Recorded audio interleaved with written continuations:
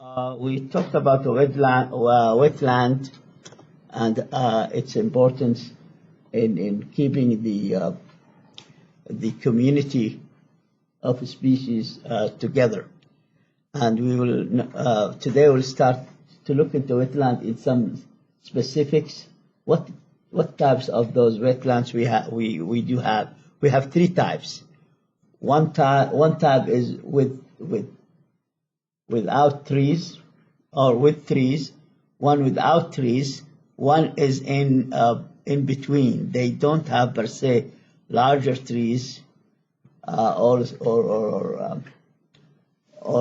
they are in between. So they're you cannot say this. They have real big, huge trees like this, the first type, and they don't.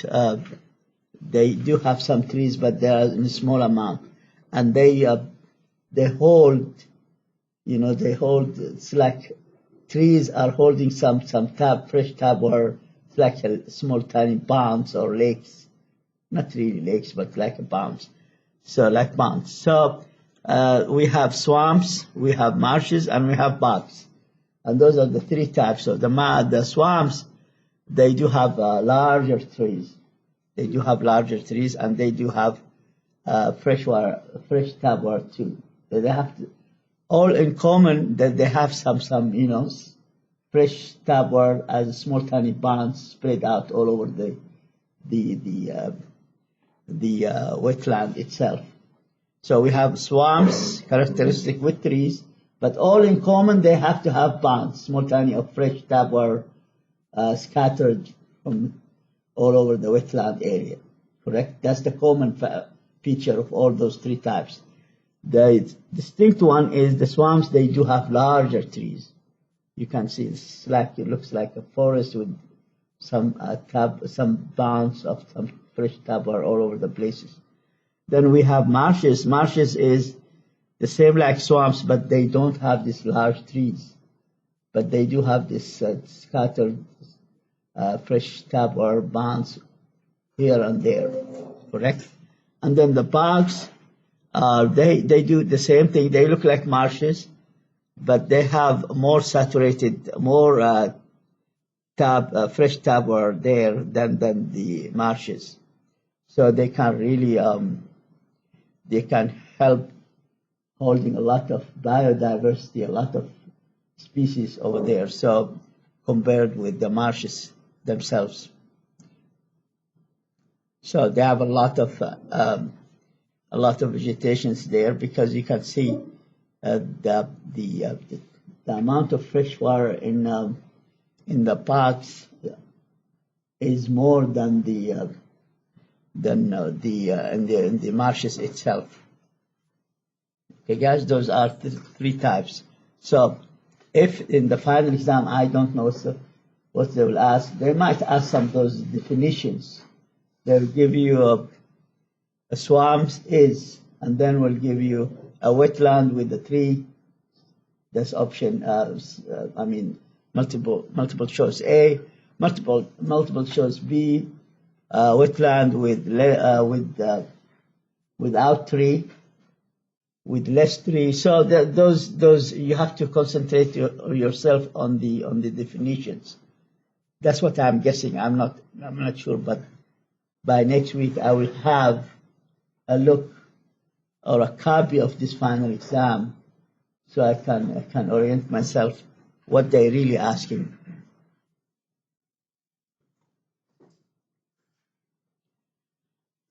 So streams and rivers are open systems. Streams form wherever precipitation exceeds evaporation, and surplus tap water drains from the land.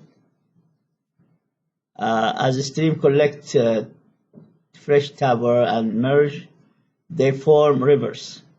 Ecologists consider a river system to be a continuum of constantly changing environmental conditions and community inhabitants, from the head waters to the mouth of the drainage or watershed.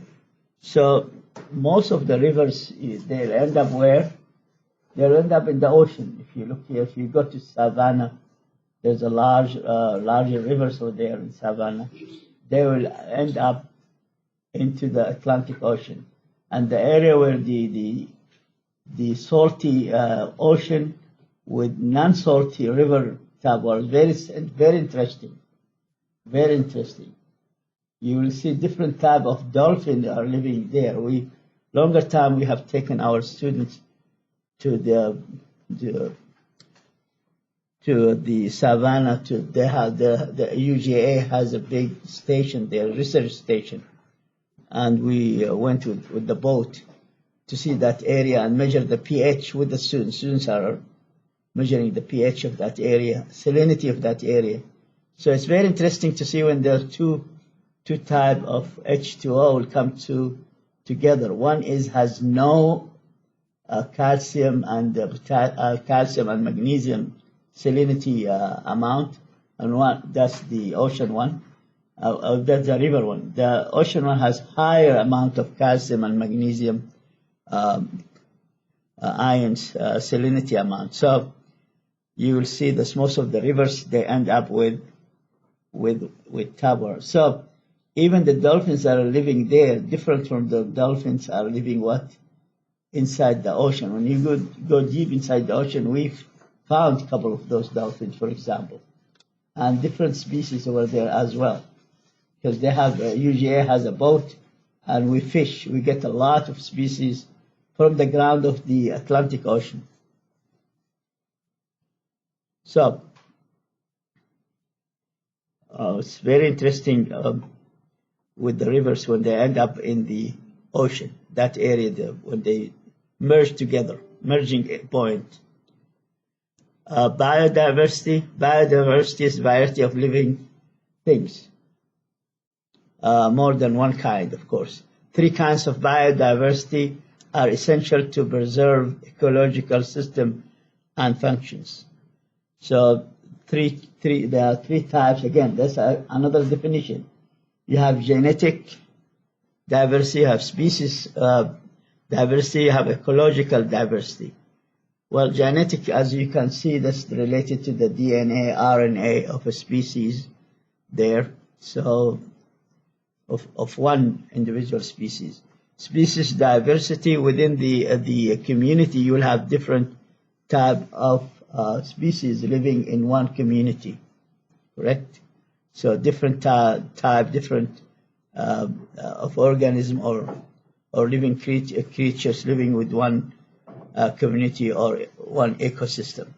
Ecological diversity refers to richness and complexity of biological community. And sometimes the overlap between the diversity, species diversity, and the ecological diversity, because they can overlap, so they can have back and forth the same definition.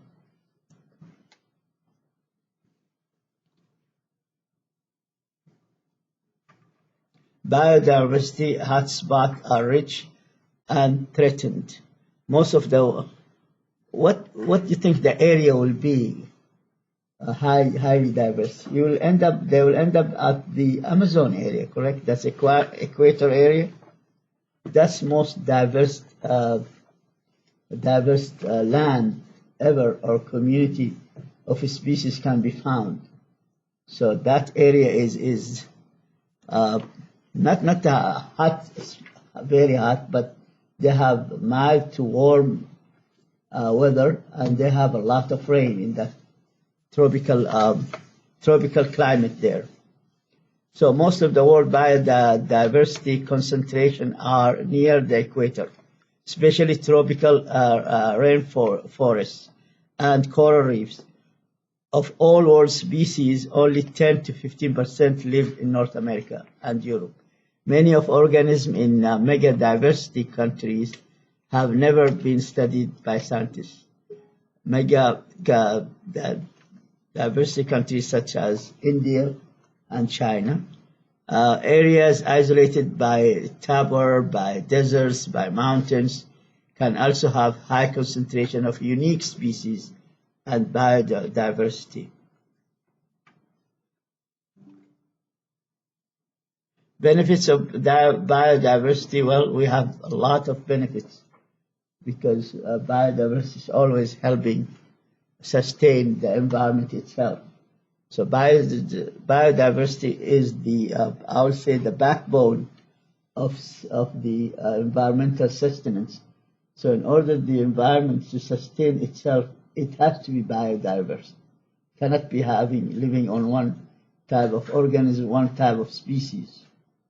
Correct? So we benefit from other organisms in many ways, some of which we don't appreciate until a particular species or community disappears. Even seemingly obscure and insignificant organisms can play irreplaceable roles in ecological system or be the source of genes or drugs that someday may be indispensable. As you can see, most of the drugs you can see can be first found in nature from the plants. All those chemicals you can see, they are found in different type of plants. Those plants, then we have to get the idea to come up with technology to mimic producing this type of drugs, this type of medicine. But the origin of this medicine is the plant themselves. So the plants can have a very good medicine, and some of them, they have very poisonous type of drugs. So the plants is very important to sustain our global environment. And here's the area where as I said, you can see the green areas. That's where the biodiversity hotspots there. And as I said, those closer to the equator, they are closer to the equator. The equator is almost in the middle, divide the whole globe in north and south, 50-50. So that's the equator line. So you can see all type numbers of species in all those areas. So you can see, but the green areas, those are where you have the hot spots there. What threatens biodiversity? So we'll go through this in this chapter, but what you can tell, the extinction is coming from too many factors, correct? One of it just, we went through that, pollution, correct? Human intervention, correct? In a negative way, not intervention in a positive way, but in a negative way. Some climate catastrophes, we have nothing to do with those. Earthquakes, correct? Volcanoes, hurricanes, all those are really destroying the biodiversity. So we'll go through this step by step here. First, we'll talk about the extinction. The elimination of species is a normal process of natural world. However, human interventions or impact have accelerated that rate recently. In geologic history, extinctions are common.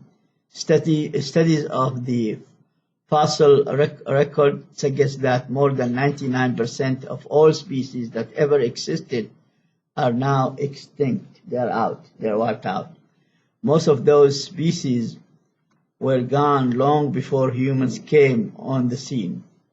As I said, those climate catastrophes, we have nothing to do with them, and we have no control. As you can see, we have no control on them, correct? As you can see, the theory of the extinction of dinosaurs. There was a big catastrophe there, and then it's just like some of the theories they taken by huge volcanoes, and there was molten in those volcanoes.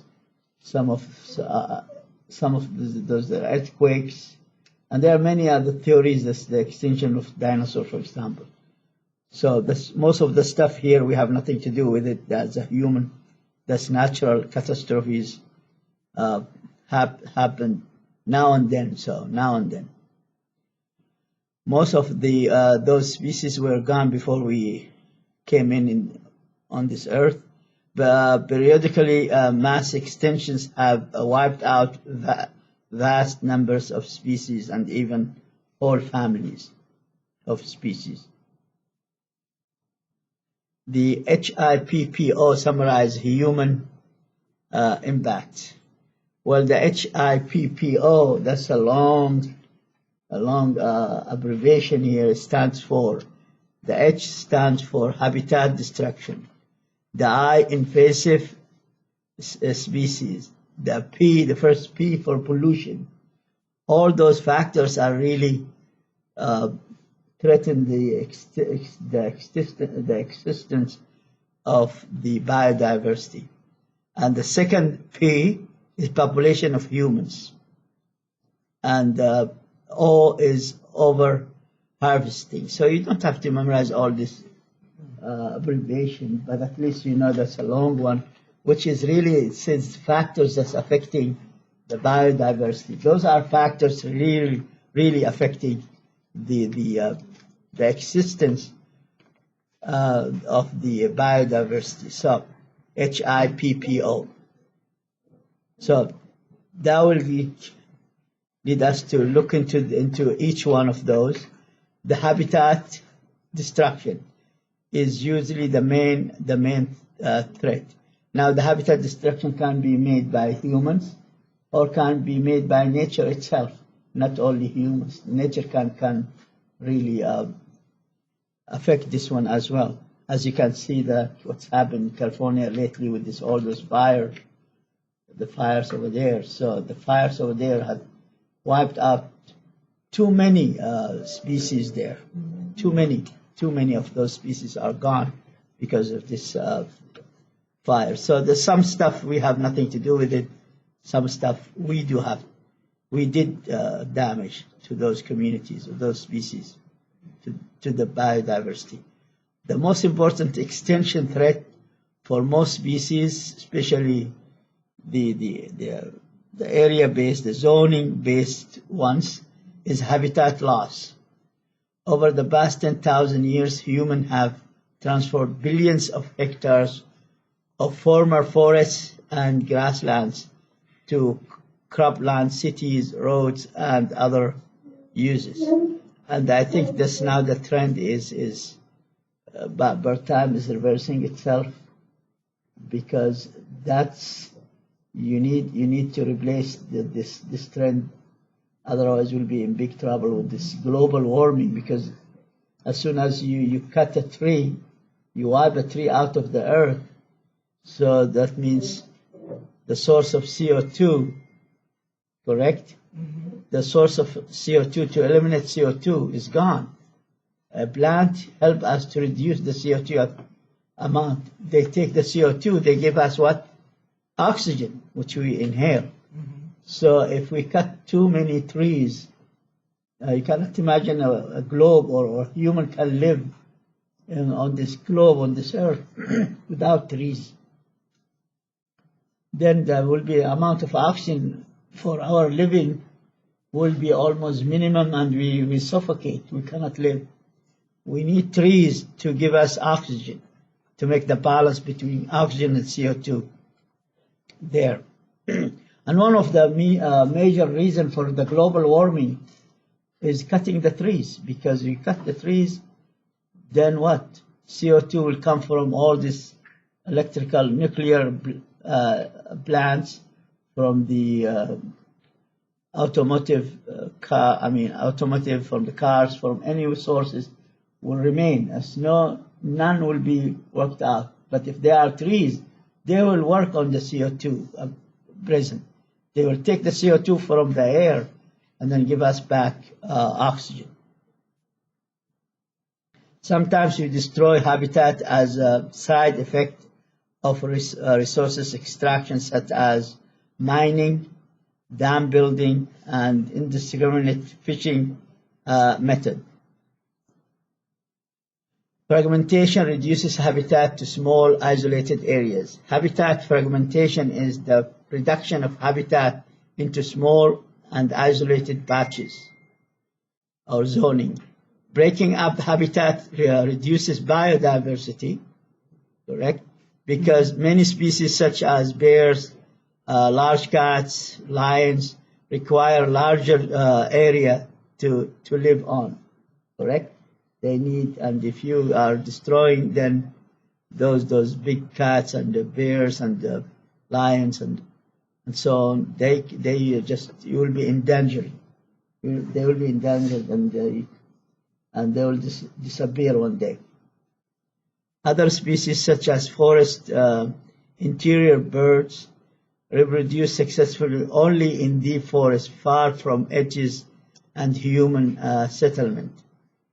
It can also divide population into isolated groups, making them much more vulnerable to catastrophes. Invasive, that's the second one, second factor.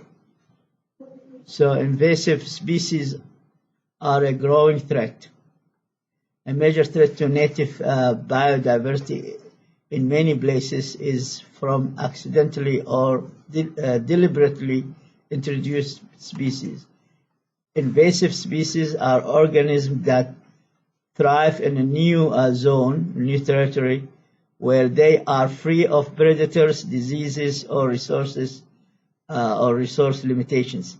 Humans have always transported organisms into new habitat, but the rate of movement has risen sharply in recent years with the huge increase in speed and volume of travel by air and water and land. So that's an intervention by human. This factor is intervention by human. The third one is the pollution, and we talked about the pollution, and pollution is one of the major source of destruction of biodiversity and destruction communities within the environment itself. Pollution, here, look at this, bald eagles and other bird species at the top of the food chain were decimated by DDT in the 1960s. DDT, this is not a fertilizer. That's what they call it, a chemical compound, correct? T means toluene. It's carcinogenic anyway. So this compound is highly carcinogenic and is used as pesticides or insecticides to kill the insects and the pests coming on the crops. So to protect the crops, they sprayed in the 60s and the 50s. Then they realized later on this is aromatic toluene with all this the DD means those are groups attached to the main group. For the main group, which is the main group is toluene, aromatic compound, which is really highly carcinogenic. Those are highly carcinogenic, and that caused a lot of problems for human themselves, because we have the people who live there, they have eaten the food sprayed with this carcinogenic compound. They caught cancer, and later on they trace it from where is the cancer. Therefore, DDT is not allowed now to be as a pesticider or insecticider. Correct? It cannot be used because it's too dangerous. Many such species have recovered since DDT was banned in the United States. That's not only the United States, but I think globally, I think. Nobody is using this. It's just you are using a carcinogenic chemicals that's really affecting the body of humans and animals, because the animals eat the grass and therefore be affected as well. So, and because of the protection under Endangered Species Act, ESA, they call it ESA, means Endangered Species Act. Pollution poses many types of risk. You can see here, this is the stomach The picture is give you the stomach of one of the birds. I think the bald eagle. It's a bird. They open the stomach, and guess what? You can't see the white stuff there. That's like an X-ray. That's lead. That's lead. So lead's coming from where?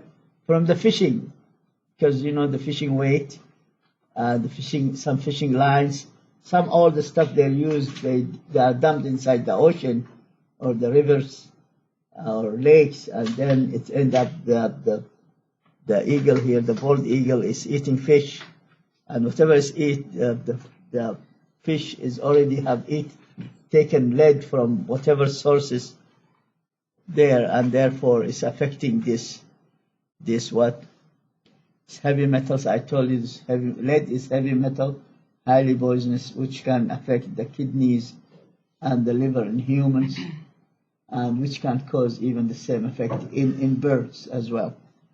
So lead shots you can see shown in the stomach of a bald eagle, consumed along with its prey fish.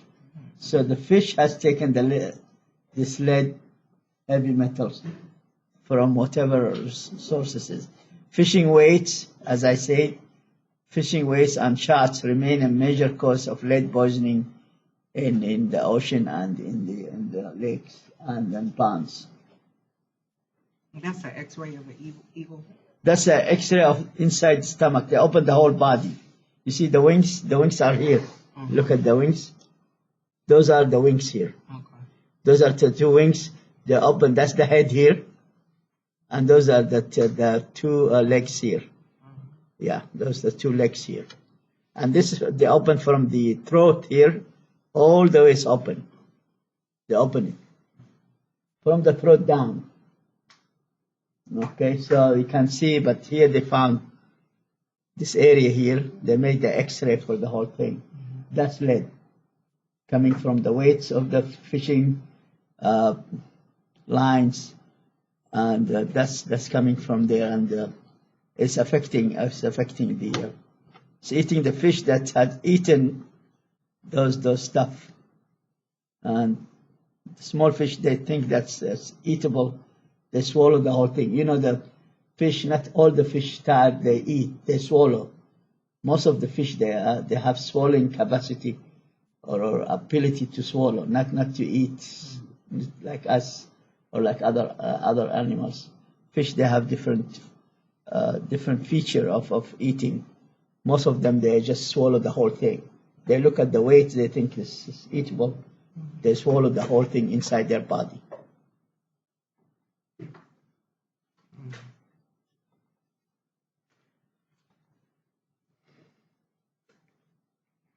Pollution growth consumes space and resources. That's always true, as I said. Pollution not always in rivers or ponds or lakes. Pollution can be on land as well. So in the past 40 years, the global population has doubled from about 3.5 million to about 7 billion nowadays. 7 billion we have, yes. Even if per capita consumption patterns remain constant, more people will require more timber harvesting, fishing, farmland, extraction of fossil fuels and minerals. So that's the population growth will consume space, will consume resources as well. Overharvesting depletes or eliminates species. Overharvesting involves taking more individuals than reproduction can replace. Correct? And that's happening in the ocean. And you will see most fish types in the ocean are really disappearing. In large amount, they are disappearing because people they call it overfishing. Overfishing. They come with a lot of advanced ships with all the machinery there, and they just wiped out the whole bottom of the ocean, and they drive with their ships. They move their ships a couple miles, while the huge nets is moving along this bottom of the ocean, carrying everything, whatever can be carried there. That will cause a lot of damage for a species that's just born, for example, or very tiny, just still in their first stages of their birth. So that's a big problem. Overfishing is, here we have over-harvesting, but in the ocean they call it overfishing. So they are really too much. They're exhausting the whole system. So we'll see some, in maybe 100, 200 years, some of type of fish, you never see them again. They're gone because of the overfishing feature here. Classic example of extermination of the American passenger bighorn and the near extermination of American bison. Fish stock have been seriously depleted, as I said, by overfishing, or they call it now overharvesting, but the other one said overfishing. In many parts of the world, at least 3/4 of all commercial ocean species are overfished, overharvested. So that's a major problem. And as I said, in hundreds years from now, you see a lot of species of fish, type of fish we eat now, they will disappear because they don't give time for the offspring to come up again, and they give them time. But they fish almost every day. You can see people with a huge ship and huge net, mechanical net, and can go for 5-6 miles through the bottom of the ocean. We went with this one ship of the UGA, but those are for the research. We did not drive 5 miles. We just drove for few feet just to collect some stuff from the ocean to show the students. But we saw the big fish in the Atlantic Ocean. They move their the fishing net for a couple miles, and they come up with huge tons of fish coming out. So that's commercial fishing, and that's commercial fishing. Sometimes if it's not controlled, that will affect the overfishing, and they will bring a lot of fish to extinction. So they will disappear in hundreds of years from now, if that continues like this. Overharvesting depletes or eliminates species.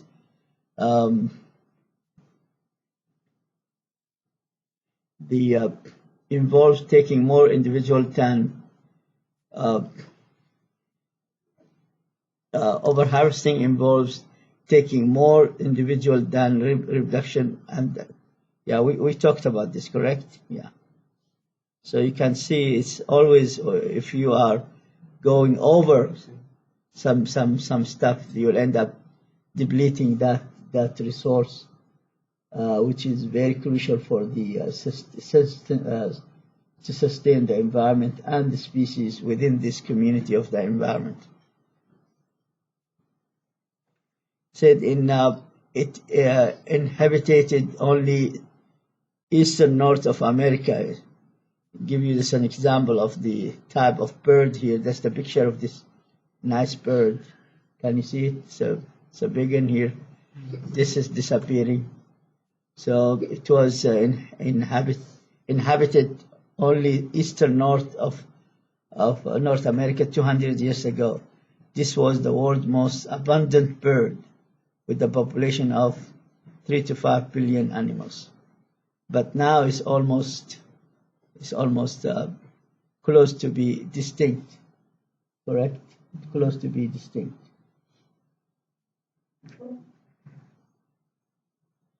Collectors serve medicinal and pet trades.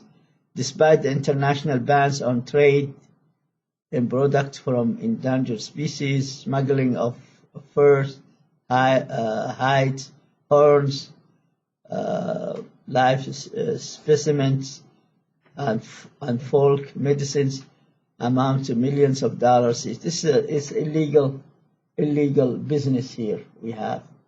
And you can see the big elephant here will be killed just for the horn. For the 2 horns, they will kill the whole big animal, and putting those elephants in endangered species. So that's illegal. But that's a lot of people are doing this, and they try to smuggle them through. But now most of the countries are banning this. They will not allow any horns come to their country. So that's a violation. But still, it's ongoing, but it's very limited, not like before. The profits to be made in wildlife smuggling are enormous. Plants also are threatened by over harvesting for use in landscaping or as decoration.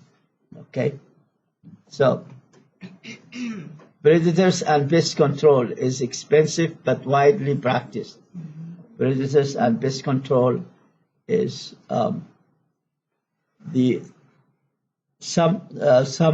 we think that some animals are very dangerous, and we go ahead and just wipe them out, and that's not correct.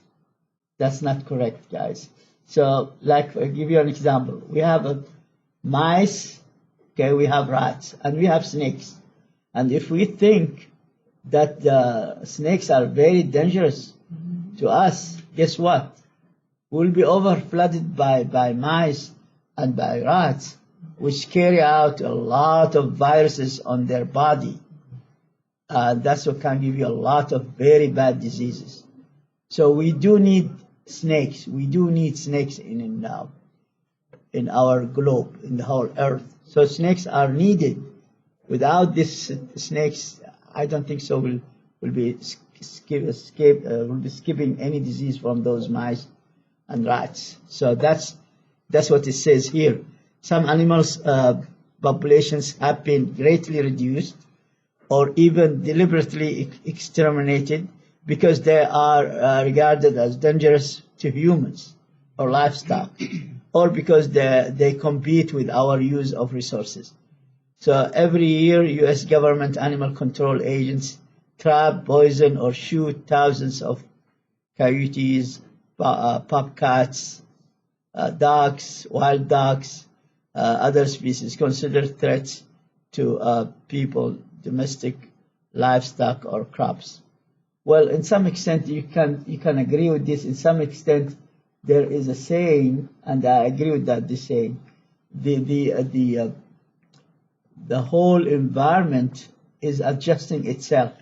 It's in equilibrium by itself, naturally, without even our intervention. So without our intervention, there is an equilibrium. What we consider is very dangerous to our lives. But this type of species might be crucial in sustaining the balance, in the eco-balance between the species among themselves. And one of the examples is snake versus a mice, or versus a rat, correct? So that's an example of this. Whenever we are intervene, then there was human intervene, then always there is a problem. Biodiversity protection. Slowly we are adopting national legislation and international treaties to protect our biological resources. Parks, wildlife refuges, natural preserves, zoos, restoration programs have been established to protect nature and to rebuild depleted populations. Most countries now have laws protecting endangered species, and dozens of international treaties aim to reduce the decline of biodiversity worldwide. That's really very good. As even developing countries, they do have now laws about sustaining biodiversity. Hunting and fishing laws protect useful species. By the 1890s, though most of the states have enacted some hunting and fishing restrictions, and some of those restrictions are still intact until until today. Some of those old restrictions are intact until today. The general idea behind these laws was to conserve these resources for future human use rather than to preserve wildlife for its own sake. The wildlife regulations and refuge established since that time have been remarkably successful for many species, as I said, and still intact. All those are still intact. The ESA is stand for Endangered Species Act. ESA stands for Endangered Species Act. Protects habitat and species. What does the ESA do? It provides those four points. This ESA provides those four features: criteria for identifying species at risk, direction of planning for their recovery, assistance to landowners to help them find ways to meet both economic needs and the needs for rare species, and enforcement of measures for protecting species and their habitat. This ESA, although it's now, I think, worldwide, some countries like killing the elephant for their horns. In most of the countries, it's not allowed. They will do it illegally, correct? And they smuggle it illegally. So you will see most of the countries all globally here, they are really, taking ESA in action, and they do have their own sort of, modified ESA regulations that fits their own needs. So ESA terminology. Those are types. I think, I'm not sure. I have to, as I said, I have to look it up in the final exam. Those are definitions of the ESA, the Endangered Species Act, ESA, and one of those is endangered species, threatened species, vulnerable species. Those are three terminologies, three key words are used in this ESA. Endangered species, those are considered in imminent danger of extinction. Threatened species are likely to become endangered, at least locally, within the foreseeable future. Vulnerable species are naturally rare or have been locally depleted by humans' activities to a level that puts them at risk. IUCN lists species internationally, worldwide in the International Union for Conservation of Nature and Nature Resources. So that's IUCN, that's abbreviation for IUCN, International Union for Conservation of Nature and Natural Resources. IUCN has no direct power to slow down the loss of those species. Within the United States, the ESA provides mechanism for reducing species losses. I can just make a note on this. In some parts, if they have lakes, there are always people there. They call them policemen for the park policemen, or police persons, correct? Those are the park. And I remember a long time ago, I was on one of those parks, and they check on the type of fish you have fished. They check that you take your name, that's next time you don't fish certain type of fish inside this park. And so other time they check the length of that fish. The length of that fish means the age of that fish. They said you are very maturely taking this fish out. And if you do this, by time will not get anything of this fish in this lake. So that's happened. This happened very often. Not every time, but they have the right to look at your net, your container, what you have fished, and if they see the length is so small, they'll tell you no. Next time when you fish, return this one to the lake, because you are violating the rules of this fishing in this park. So just be aware of this. I did not know. That's a long time ago in Colorado they do that. So I did not know, but I think in Georgia the same thing. All states they have similar laws, parks laws. So when it comes to fishing.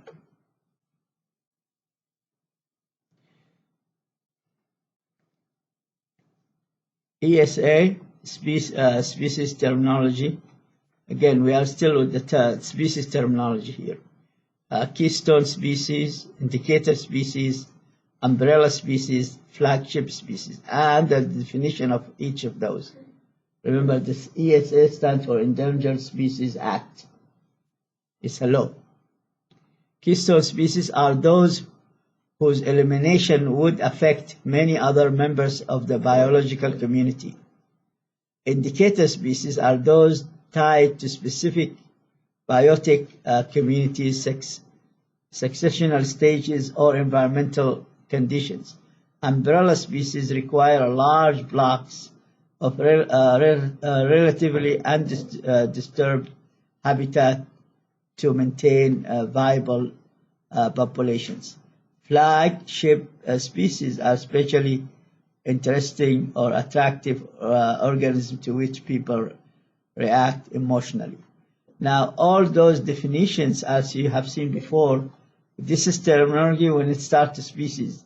Before we did the definition here, if you look at this definition for terminology of this, the whole thing. The ESA is a law, correct? And it has a lot of keys of terminology of words. So we have to just look at them and understand them. So we have to understand those in this ESA law. This is a law. It has a lot of new wording to express some species or some type of species. Landowners collaboration is the key. The 2/3 of listed species occur on privately owned lands. So collaboration between federal, state, and local private agencies, as well as private and tribal landowners, is critical for progress. Often the ESA is controversial because it can require that landowners change their plans for their land. On the other hand, many landowners and communities appreciate the value of biodiversity on their land and like the idea of preserving species. That's really true. That's really true. A number of provisions in the ESA law protect landowners. The ESA law has been successes and controversies has seen. The ESA has seen successes and mishaps or controversies. The ESA has held off extinction of hundreds of species. Some have recovered and been delisted, including the pelican, the brown pelican, and the falcons and alligators and so on, and the bald eagles. However, political and legal debates can drag on and on and on for many years, correct? And several famous controversies have occurred, and those are two types of just examples through the years. The Tennessee Valley Authority fought over protecting a fish called the snail darter from proposed dam construction, and the timber industry fought over protecting the spotted owl. So those are controversies happening there. and it takes years to resolve. Many countries have species protections law. That's what I said. Now it's worldwide being those laws, ESL laws modified for each country. They have their own modified type of ESA. Canada's, for example, Canada's Committee on the Status of Endangered Wildlife in Canada in 1977 establishes rules for listing and protecting endangered species. European Union Birds Directive 1979 and Habitat Directive 1991. Australia Endangered Species Protection Act 92. The Convention on Biological Diversity 92 is an international agreement. The Convention of International Trade in Endangered Species, CITES. That's include this elephant horns, this treaty here, or this last one here, the Convention of International Trade. So the smuggling of those type of or the skins of tigers or lions or the smuggling of those type of the trade is not allowed. Habitat protection. Habitat protection may be better than species protection. Growing numbers of scientists, land managers, policymakers, developers are arguing that we need a rational continent-wide preservation of ecosystem that support maximum biological diversity. They argue that this would be more effective than species-by-species battle for disparate cases. And you would agree with this, because when you fight species-by-species type, you go to the court of law and it takes years to resolve, years. And by the time maybe that species already wiped out. So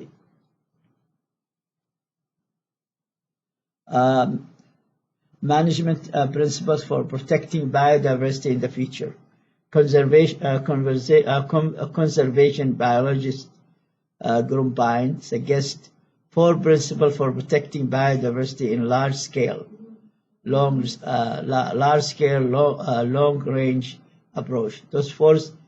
This is his 4 proposed ideas of to sustain the biodiversity and to protect biodiversity. So the first feature, or the first proposed idea, protect enough habitat for viable population of all native species in a given region. Manage at regional scales large enough to accommodate natural disturbances. Plan over a period of centuries so that species and ecosystem can continue to evolve. Allow for human use and occupancy at levels that do not result in significant ecological degradation. And the last slide on this chapter, takeaway points, which is a summary of the chapter. Biodiversity can be understood in terms of environmental conditions where different organisms live, in terms of biomass, and in terms of habitat types. Of world's species, many are threatened or endangered. Biodiversity is important to us because it aids in ecosystem stability, but many factors threaten biodiversity today. HIPPO describes the threats, and one of the P is we said pollution, and the other one is population, human population. So, and this is the conclusion of chapter 5. I'll stop recording and upload.